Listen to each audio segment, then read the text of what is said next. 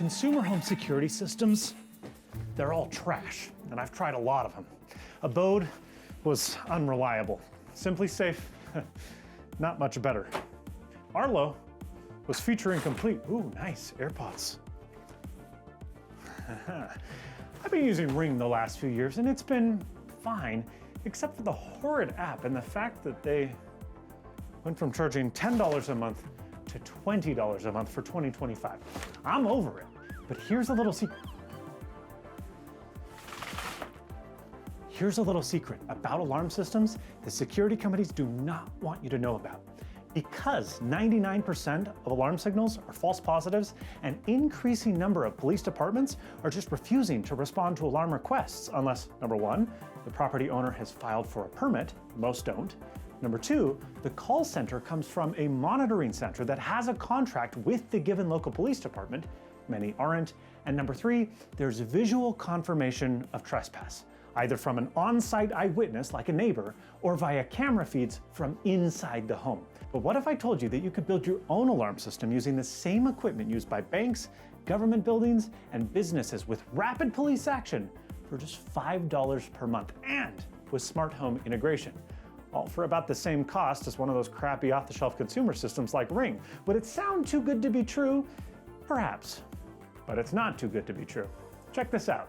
It all starts with, well, this, a DSC alarm system released at the turn of the century that's been used for decades by professional companies like ADT. I got my PC1616 model for a few $100 on eBay as a new in-box kit. Now you can purchase all of this stuff at retail from a bunch of different websites, but buying lightly used or liquidated units at auction is the way to go if you ask me. You'll save a lot of money.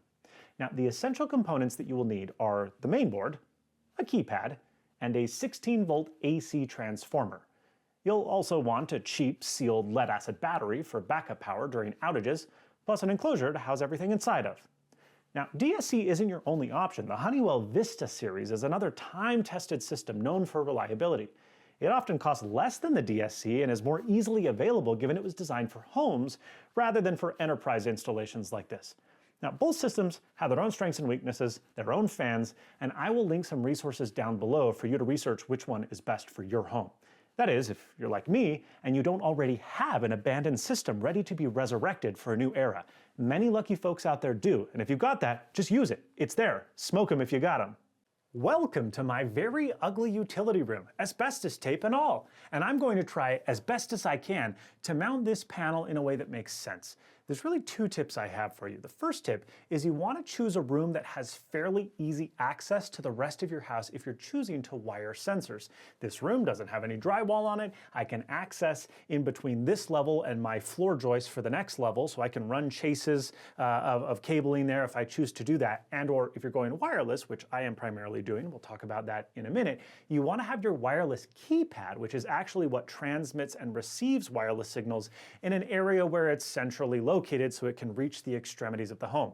But you also want it to be, because it's a keypad, by an area that you choose to enter and exit from. My garage door is right here, which makes this the perfect space. Only problem, this box I thought would be 16 inches on center. It is not. And I don't have a circular saw or any tools, so I'm going to take this very old plywood shelf from this granny that used to own this home, stick it on the wall, and then mount this to that. I love this impact driver. This is from Milwaukee. It's an M12. It's their hydraulic driver. And so it's actually very, very quiet for being an impact, but it's so tiny. It has so much gumption and you know, I use it for everything. Drilling, screwing, and everything in between. That's definitely enough. But, you know, I don't know. When you got screws, why not use them? Going 96 in a 25. Oh, you want to do a little bit of work to try and make it such that your thief or burglar doesn't just come in and rip all the cables out of the system. Now there are backups and preventions to make sure that things can still work even if that happens, but you want to try your best to do some bit of guarding and protection for this panel. A lot of real security alarm contractors will inset this into drywall or into plywood or into OSB, which is really the best solution. Second best solution would be to make it such that there's a hole and then a big sheet of plywood on the wall, so that they'd have to really go to work. Doing what I'm gonna do is not at all ideal, and it's not permanent. I'm just doing it because I don't have any tools, okay? You know what they say, use a level. Yeah, that's pretty good. Ah, that'll work.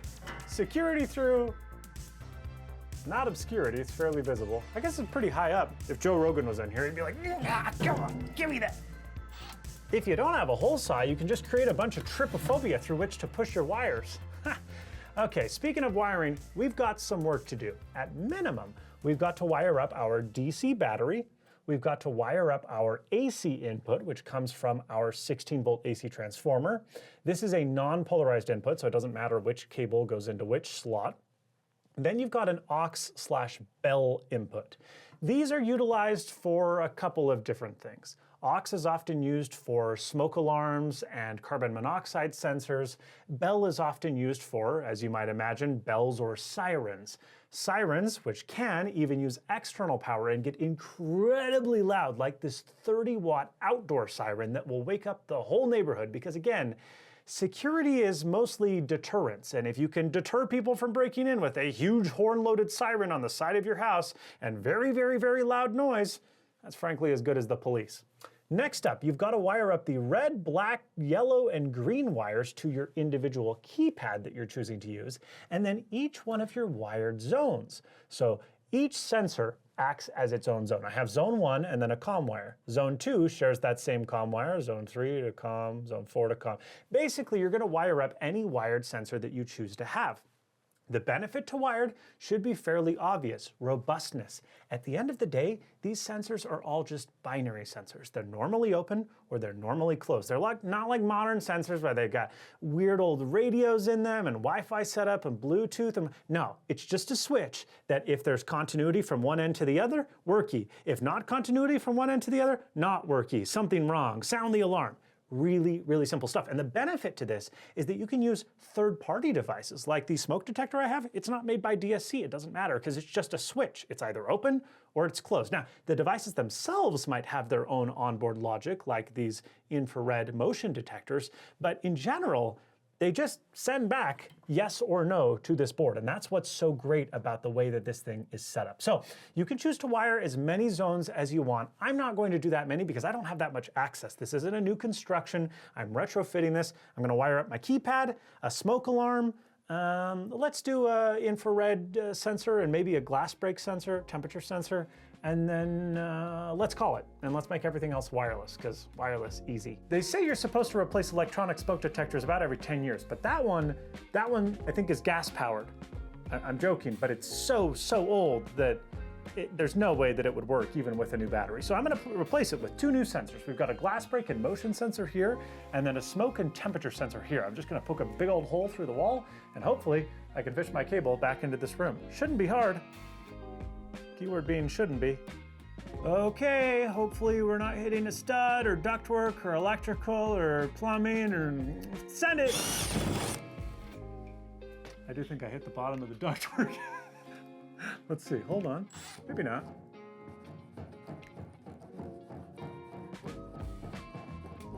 I need to do a little taperoo to my cable.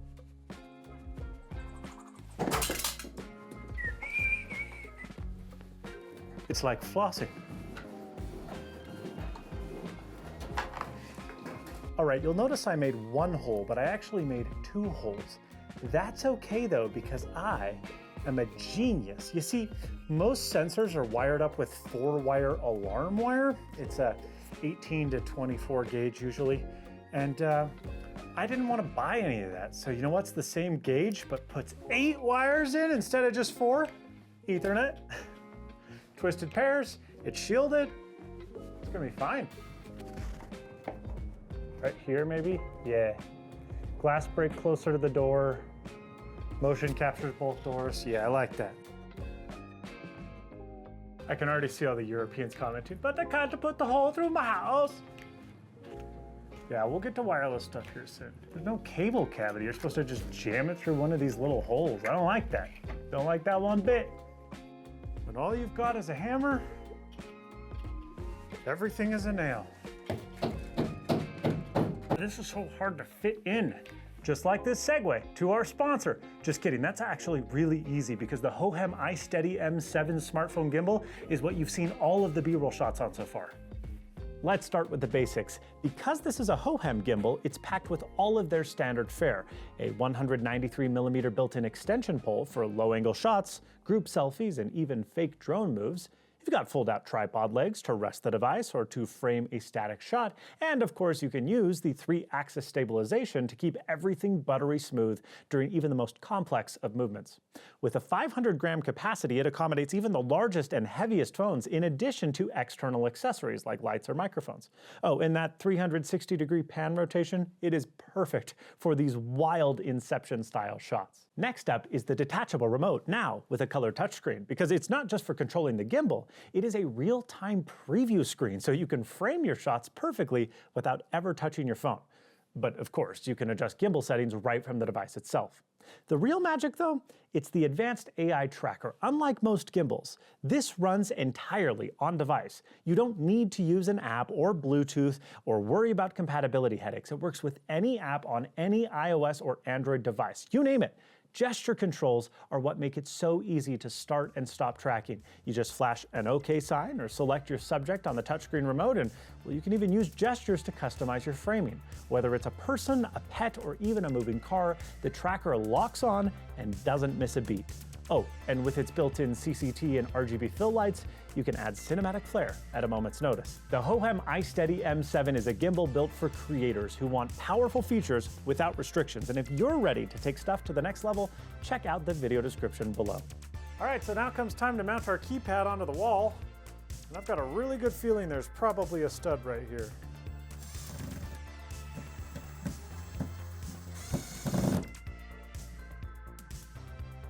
There was a stud right there. And now we will just open up our terminals to receive the wires. We've got red, black rather, not blue. We will just go, wow. Now we'll take this door and we'll go, oh, beautiful. And then we'll take this plastic wrap and go, wow. Ooh, it looks like 2001 up in here. Honestly, it does look 2004. I ain't joking. This is the iMac G5 plastic. Or the G4 Cube. Ah. No, not that. That was too early. 1999 called. They want their square back. Luckily, for homes where wiring isn't an option or isn't feasible everywhere, these wireless sensors are just awesome. Sure, they're not as sexy as modern smart home sensors, but because they're also binary, triggered or not triggered, they don't have to transmit effectively any data. And so that allows them to operate at much lower radio frequencies than most Zigbee-based consumer systems, which operate at 2.4 gigahertz. These bad boys operate at 433 megahertz. And as a consequence, they will penetrate walls, foundations, and more with ease. They also have a track record for being as reliable as wired sensors, not something that can be said of consumer DIY systems.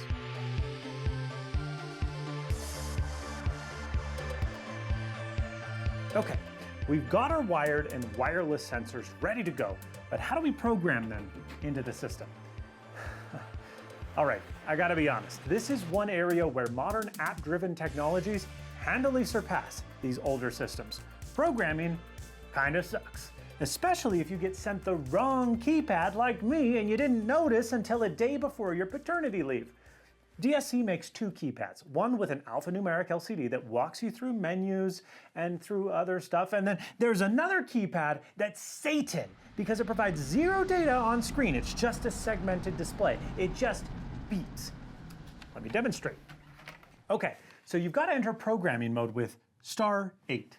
And then you enter your installer's code. By default, it's 5555.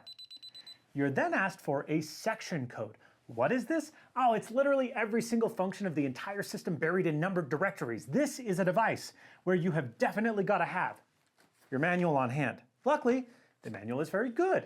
And it even provides step-by-step worksheets. So, for example, I can type section code 006. Okay, that enters the installer's code section where I can and should change the default password. I'm going to change it to 1234. Okay. Easy, right? So how do you set up zones? Well, all of my wired devices are ready to go because they're wired. I do, however, have to establish a connection with my wireless devices by going into *8 to enter programming mode. 5, 5, 5, 5, oh, that won't work. We changed password. *8, 1, 2, 3, 4 is our password. Okay, come on. *8, 1, 2, 3, 4. There we go. And now I enter section 804. This is wireless enrollment mode. Okay, let's say I want to program zone 7. So I enter 07. And then I need to enter the electronic serial number of my sensor, which is 20*2*933. It beeps at me. Wow, great. And then I push pound a bunch of times to get me back to the main menu. And then I need to do that whole song and dance again, get back into the menu, and now I enter a section code 001, which allows me to set up the first 16 zones, and I have to assign each zone a zone type. This is yet another list that you can refer to, but it's in the manual, and it modifies the behavior of the alarm system when a specific zone is triggered. So for example, zone type 1 starts an entry delay when violated. This is perfect for doors. Zone 3 activates instant alarms when tripped, which is great for hallway motion sensors not found in between your door and keypad. Zone type 7 is great for smoke detectors. You get the idea. Now, regardless of whether or not you actually have 16 wired zones, you've got to program them all. So in the event you don't have them populated like me, you just do zone code 00, which defines itself as unused. So here we go. Okay, section 001, and now the number roulette. 05, 03, 08, 00, 00, 00, 01, 05, 01, 01, 01, 01, 03, 88, 00, 00. And that's all there is to it. Again, make sure you buy the 5500 and not the 5501 keypad that I have to save yourself a lot of frustration, even though the feature set is technically the same through both of them. And boy, are there features. Like, you can add end-of-line resistors to detect if wired zones have been tampered with. You can enable a dead man switch so that the alarm system will auto-trigger if the keypad is removed or if the alarm door is opened. And you can even set up a distress code. So let's say a bad guy comes in and says, "Turn off the alarm." Well, you can enter a fake code that will disable the alarm, but it will also call the police in the background and notify them that you're being held capture. This is the nerdy stuff that commercial alarm systems can get you, eh? But okay, all right, hold your horses, pal, because congrats, you've just built yourself a 30-year-old system that is not monitored nor remotely controllable. It's useless.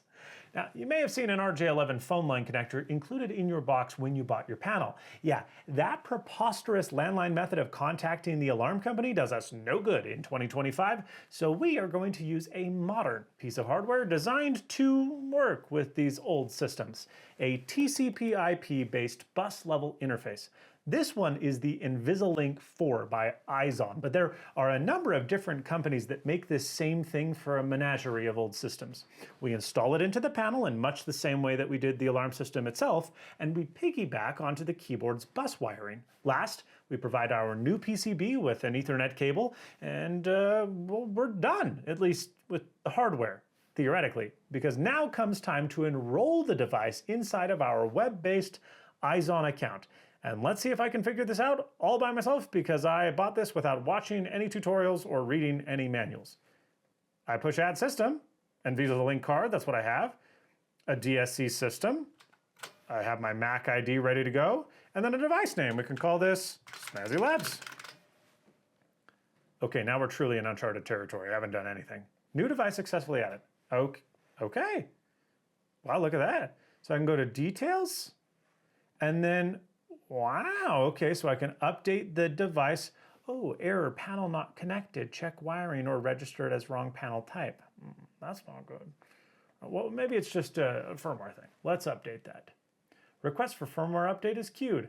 Please allow up to 10 minutes for the request to be completed. Oh man, this web UI, I gotta admit, is not the best I've ever seen. Hey, I think it was a firmware update, because check it out. Here it is, Snazzy Labs, it's ready to go, and I can arm the system remotely. I didn't have to do anything.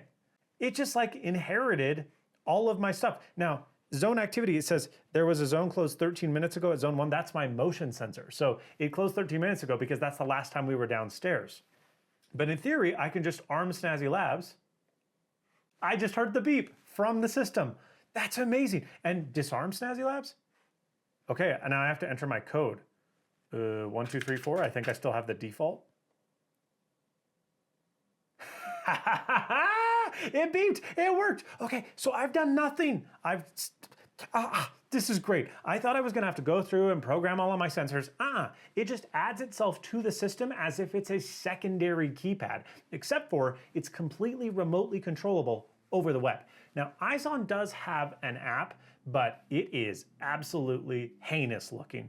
And I didn't do this solely because I wanted to connect it to the internet. I wanted to connect it to the way that I'm used to connecting my existing Ring system. It's one of the good things that I like about it, although not official, Home Assistant support. So I can put it inside of HomeKit and inside of my Home app. And guess what? There is an Izon Invisalign plugin for Home Assistant, so I should be able to do the same thing. I can't believe I was able to just add this. This is fantastic. And beyond that, it looks like I can do a bunch of settings that I would otherwise have to do from the alarm panel. Like I can set user codes and PGM labels. I can add devices and zones all from here. No more having to deal with that crappy, stupid keypad. This is the best day of my life. Okay, this is very exciting. There is a little bit of bad news. This is a legacy integration for Home Assistant, which means to say there is not a GUI for when you're installing it. You have to go and configure the configuration.yaml file from within Home Assistant, which is kind of a pain in the butt. But I'm quite dumb and inexperienced with this, and I was able to do it fairly easily with the help of ChatGPT and the documentation.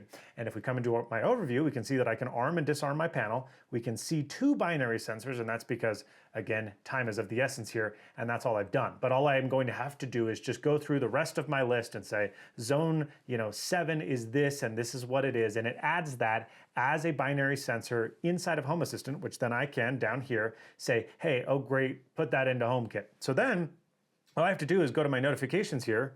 I'm going to open my phone and say add accessory, and then I scan that QR code from Home Assistant. I say add that bridge, and I'm going to say that's down in the utilities room, and the bridge name has been added, and device entities are going to begin adding. So front door, I'm going to continue. I'm going to say that's at, well, I haven't set up my rooms for this office yet. Let's say that's also in utilities. Front door, it's going to say what type of sensor is this? Because it's just recognized as a contact sensor. It's a door. So I'm going to say continue, continue.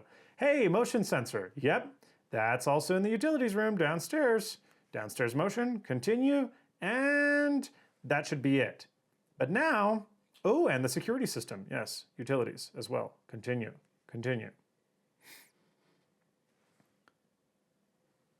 I'm recommended automations to set up. I will not do that right now. But now, if I go down to the utilities room, you will see that I can arm and disarm the Snazzy Labs system. I can see the door state and the motion state of the sensors, and let's go try them. I'm so excited. And now for the moment of truth. When I open the door, I should get a state change reflected inside of my HomeKit app. And there it goes. So it's slightly delayed, but it's pretty quick. And I bet I could make it faster. But even cooler, I can come into the security tab and I can press away, and in the same amount of time, the system starts to count down. I didn't really talk about monitoring. This was getting long on the tooth, but you can buy monitoring from Invisalign for about $8.50 per month. If you want to get it even cheaper though, you can use Alarmo and the power of Home Assistant to self-contract your own monitoring service for less than $5 per month. We're talking a fraction of what SimpliSafe, Ring, and others charge with the robustness of a commercial home security system, but with the modern smart home integrations that you seek. It's so cool. And frankly, I thought the sensors were gonna be like not very good because they're 20 years old. That motion sensor is as reliable as any motion sensor I've ever used, and it's fantastic. That's all from me. If you enjoyed this video, please give it a like. If you didn't, that other button works okay too. The next time you'll see me, I'll be a dad. I'm actually technically already a dad right now, which is pretty cool. I'm talking to you from the past, in the future. Stay snazzy. Wasn't that a piece of cake? Get the LCD. So if I want to run multiple sensors through the same cable, I can, even though it's not technically the same cable. But I just wire it once and I'm set. I'm a genius. Wow, they should pay me all the money in the world. Please subscribe.